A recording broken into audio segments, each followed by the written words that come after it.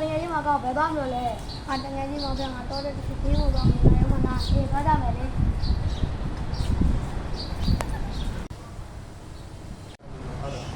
တန်းနေလာမှာအေးတကယ်ကြီးပဲလာလေဟာအေးငါခီးသွားတယ်ဟိလိုမင်းစီကိုဒီဂျုံသွားလေးရခဲ့ပြစီအေးတကယ်ကြီးအဲ့ခဲငါတင်းထားလိုက်မယ်အေးတကယ်ကြီးငါသွားပြီနော်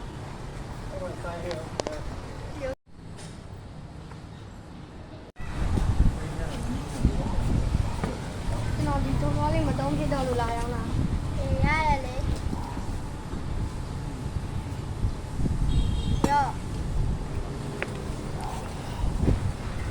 တစံလာလေရပြီကွာ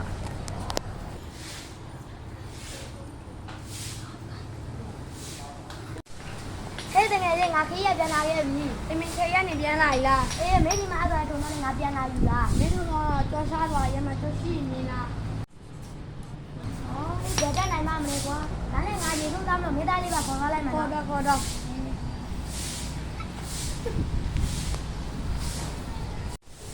ဟဲ့မဲဆွေကြီးဒီကလေးကိုမင်းဒီမှာခဏအထားခဲ့ခြင်းလို့အပြင်မကပ်ပါဘူးနဲ့နော်ကြည့်ပေးပါဦးအေးအေး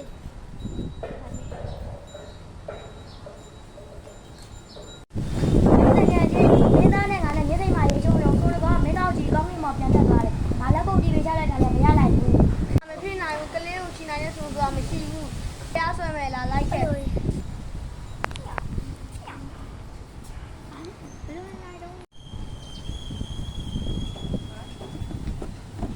တရားသူကြီးလေးဒီလိုကကျွန်တော်တာကို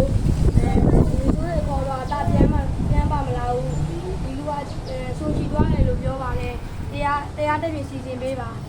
သူပြောတာဟုတ်သလားဟုတ်ပါတယ်လောကမှာကလေးကိုချီနိုင်တဲ့ဆိုတာမရှိဘူး